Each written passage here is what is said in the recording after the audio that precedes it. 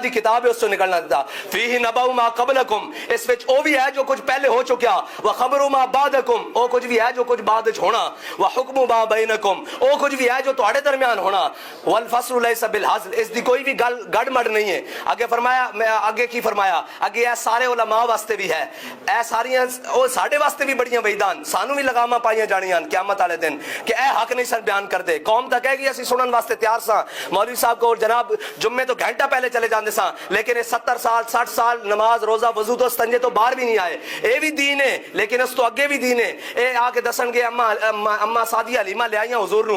نو لے آئیاں منیا پھر حضور سید عالم صلی اللہ علیہ وسلم مکے چ واپس بھی آئے پھر حضور مکے جوان بھی ہوئے پھر میرے آقا و مولا صلی اللہ علیہ وسلم نے ہجرت بھی کی تھی پھر حضور بدر وچ بھی گئے احد وچ بھی گئے خندق وچ بھی گئے مریسی وچ بھی گئے مستلق وچ بھی گئے اور تبوک وچ بھی گئے پھر جناب فتح مکہ بھی ہویا لیکن ادھر نہیں دسنا انہوں نے بس ایک طرف دا دین بتا کے رکھنا کہ نہیں اسلام تو کسی کو کچھ نہیں کہتا. میں کہا اسلام اس کو کچھ نہیں کہتا جو اسلام کے خلاف نہ کھڑا ہو ورنہ تو امیہ اگر بلال کو کعبے کی گلیوں میں مارے تو جناب اسلام بدر میں لا کر امیہ کے 2 ٹکڑے کر کے رکھ دیتا ہے.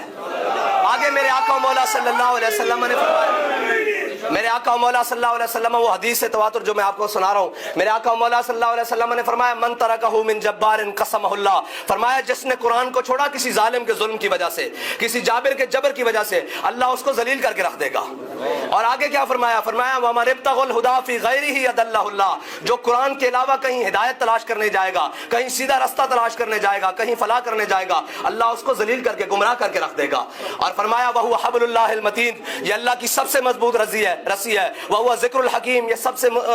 حکمتوں والا ذکر ہے وَهُوَ صِرَاطُ الْمُسْتَقِيمُ اور یہ بالکل سیدھی راہ ہے. آگے کیا فرمایا هُوَ الَّذِي لَا يَزِيغُ بِالْأَهْوَاءِ وَلَا يَلْبِسُ بِهِ الْأَهْوَاءِ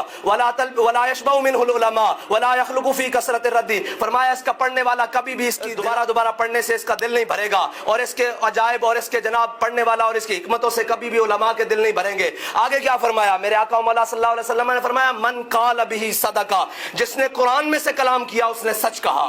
ومن عمل به اجرا فرمایا جس نے قرآن پر عمل کیا وہ ضرور جزا دیا گیا. فرمایا ومن دعا الیہ ہدی الی صراط مستقیم فرمایا جس نے قرآن کی طرف دعوت دی کسی کو ہدایت کی اس نے ہمیشہ سیدھی راستے کی طرف دعوت دی. لیکن ہم قرآن کو بھول گئے ہم نے قرآن رکھا ہوا ہے